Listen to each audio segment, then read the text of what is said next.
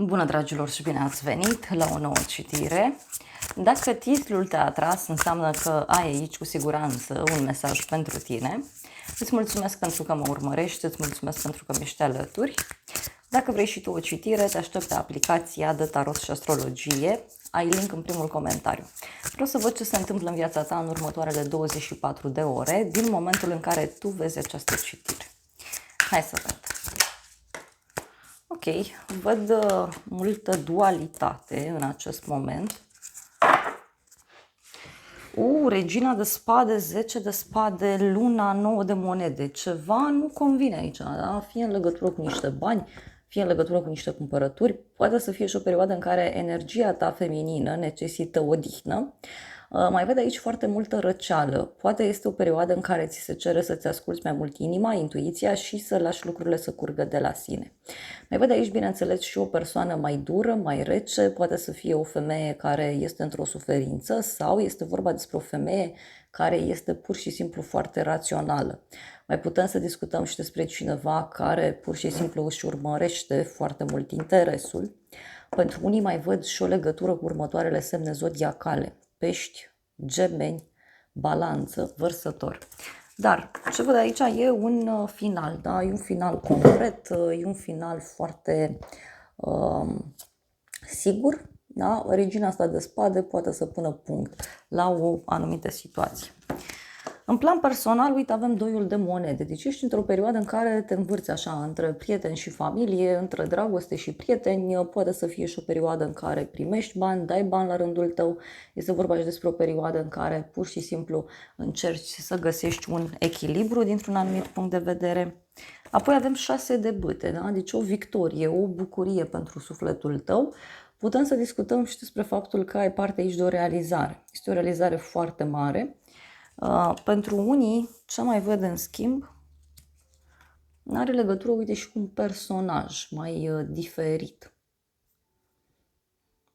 Poate să fie o bucurie pe care o ai în plan personal, poate o întâlnire cu o persoană dragă sau un eveniment la care mergi. Hai să vedem despre ce este vorba. În primul rând cu doiul de monede.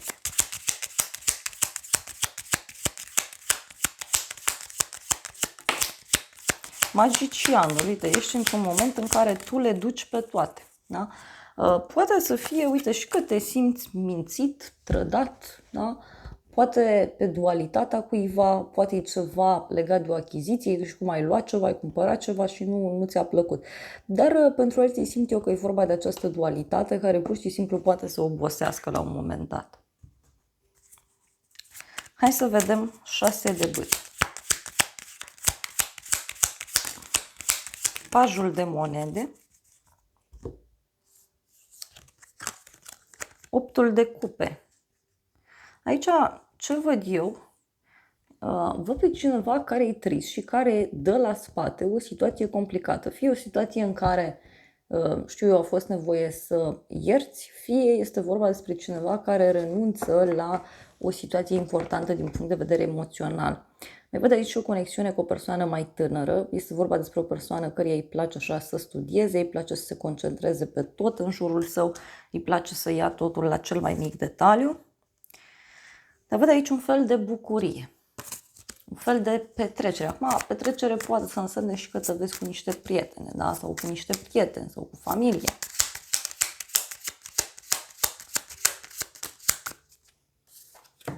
Regina de cupe, pajul de cupe, o conexiune și cu o zodie de apă mai văd aici, Rac, Scorpion sau Pești. Posibil o întâlnire cu o femeie sau o invitație de la această femeie.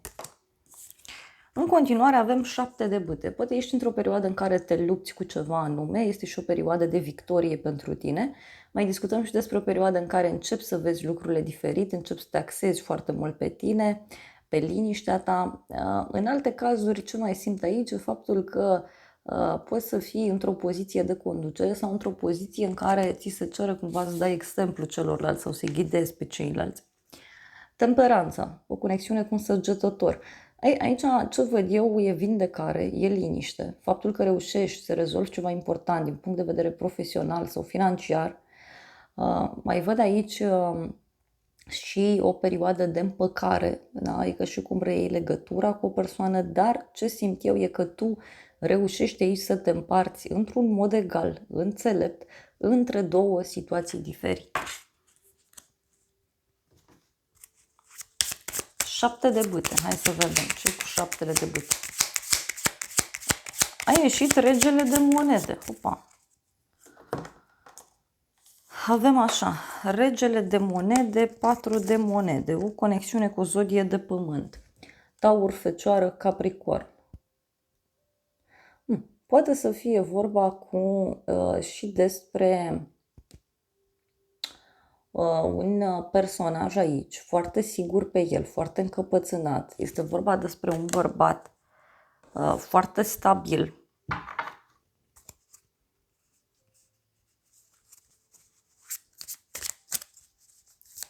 Dar poate să fie, nu știu, și o luptă pe care o ai, nu știu, cu o instituție, cu o situație financiară.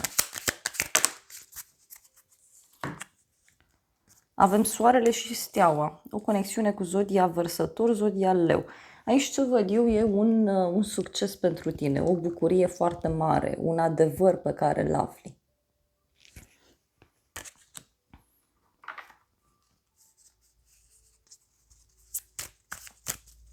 Dacă aștepți un răspuns din punct de vedere financiar sau profesional, atunci acesta este pozitiv. Unii parcă reușiți să vă faceți claritate în viața voastră, reușiți să rezolvați foarte multe aspecte.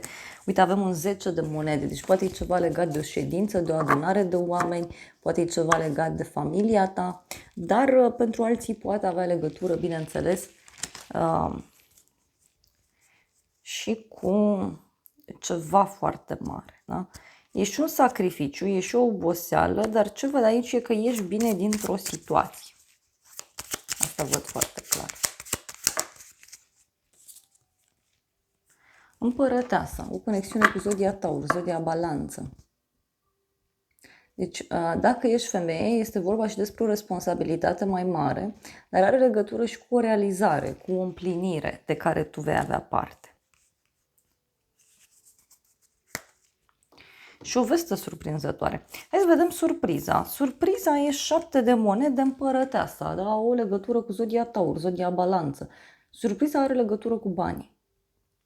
Deci fie primești bani, fie surpriza poate avea legătură cu faptul că reușești să rezolvi ceva important privind sfera financiară, privind o femeie poate din viața ta. E o așteptare aici în care ești pus și care se termină. Hai să vedem 7 de monede. 2 de monede, Diavolul, o conexiune cu un Capricorn. Surpriza are legătură cu cineva din trecut, da? Personajul ăsta care ziceam eu că tot jonglează aici în două direcții și care vrea să reia legătura cu tine. Sau poate și eu, persoana aceasta continuă această dualitate.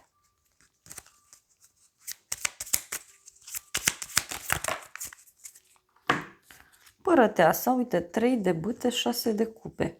Surpriza, uite, un drum pe care tu îl faci către persoana aceasta sau persoana aceasta către tine. Poate chiar o vestă pe care o primești de la această femeie. Poate să fie o femeie care are un rol important asupra ta, da? Sau în viața ta.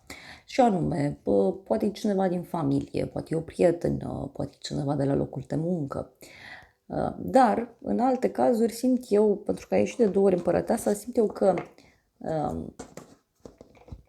are legătură totuși și cu tine, da? Cu o realizare, o stare de bine. Poate să fie și că ești undeva, servești ceva, analizezi ceva. Văd aici o femeie care e prinsă pe trecut, o femeie care e dornică de control. Și uite, surpriza, nu știu, vine într-un moment în care pur și simplu ți este teamă, simți că nu mai poți. Și avem Temperanța, o conexiune cu un săgetător.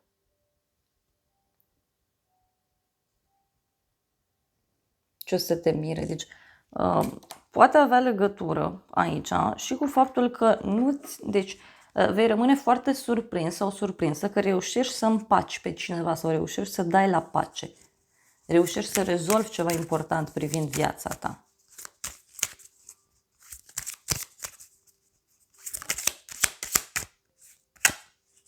Regele de spade, da? O conexiune cu o zodie de aer, Gemeni, Balanță, Vărsător. Mai avem, deci aici e un plan care a fost făcut de mult timp și care abia acum se pune în practică.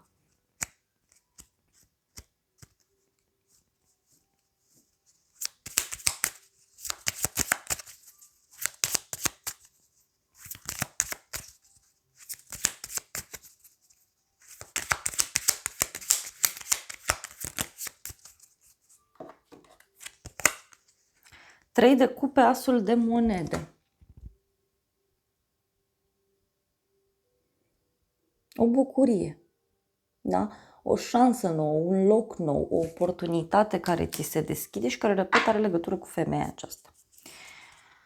Bun, hai să vedem acum ce zice oracolul.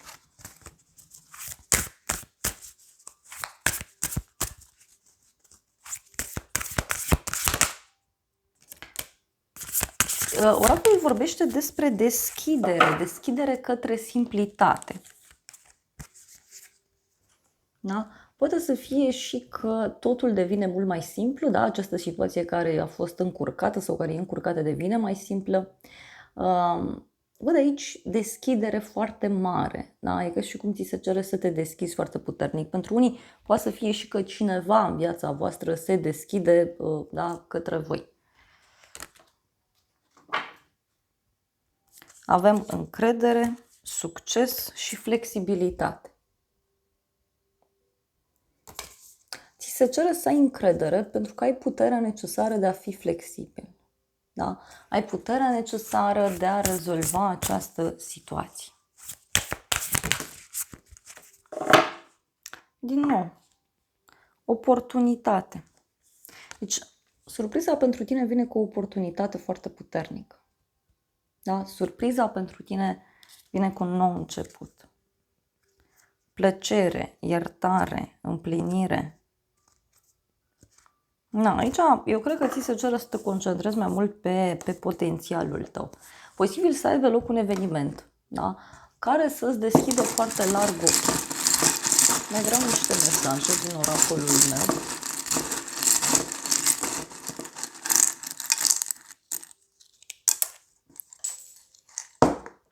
Avem așa, luna august, cifra 8, zodia leu, zodia fecioară, ești lăudat, onorat, viitor, divinație, avem anotimpul de iarnă cu mesajul puritate, dar tot îmi dă mie impresia și de răceala cuiva sau cineva care trece prin niște momente așa de sfârșit, de purificare. Și avem tânăr, un nou început. Frumos. Și am aici toc un mesaj și a căzut pe jos și avem inițiala V cu mesajul victorie. Frumos, da, frumos. Deci este clar aici faptul că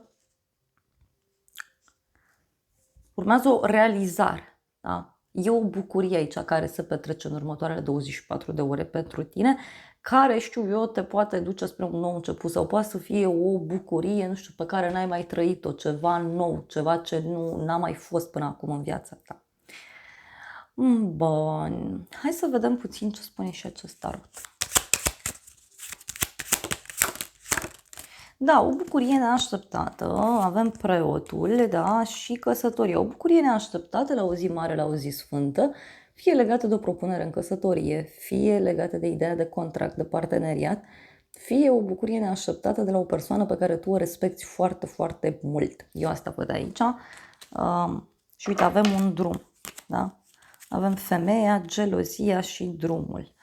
Poate femeia aceasta, da, vine și îți povestește despre ceva anume sau, știu eu, femeia aceasta îți poate propune ceva. Deci niște vorbe pe care le primești. Niște vorbe chiar legate de ideea de relație, de stabilitate. Da. Și uite, ține și un sfârșit, da? Uite, sfârșitul unei perioade foarte, foarte complicat, văd eu. Da? Pentru că, uite, avem aici un soldat, deci cineva care e alături de tine, la bine și la rău, cineva care stă drept în fața ta, este o persoană pe care te poți baza, este o persoană parolistă. Persoana asta când a spus ceva, așa face, da? Nu se abate de la cuvântul său. Da, luăm și câteva mesaje din tarotul meu. În casă, o casă străină, o persoană care e supărată, care nu stă bine financiar și un drum lung, da, mai avem aici, un prieten sincer și o veste bună. Da, surpriza poate să vină, uite, de la un prieten, da, care are o problemă de sănătate, problemă financiară și ceva legat și de un drum, dar în legătură cu drumul ăsta totuși eu văd un prieten sincer și o veste foarte bună.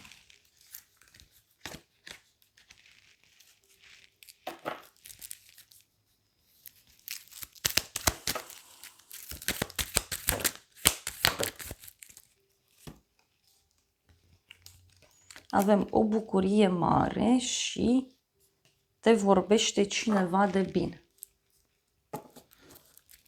Și te dorește cineva. Da? Deci e o persoană aici care te dorește. E o persoană care a rămas agitată în urma unei petreceri, în urma unei întâlniri. Aici surpriza e că vei fi lăudat, onorat, cu dragoste sinceră, cu deschidere. Și o surpriză foarte mare. Și aici poate să fie și cunoștințe noi, da? Poate să fie și că cineva vrea să-ți facă cunoștință cu o persoană sau pur și simplu poți să te împrietenești cu cineva nou. Da, dragilor, acestea au fost previziunile de această dată. Eu vă mulțumesc pentru prezență, vă îmbrățișez cu drag, sper din suflet să vă fie de folos aceste informații și să ne revedem cu bine și data viitoare. Eu vă doresc să aveți parte de o zi sau de o seară cât mai frumoasă.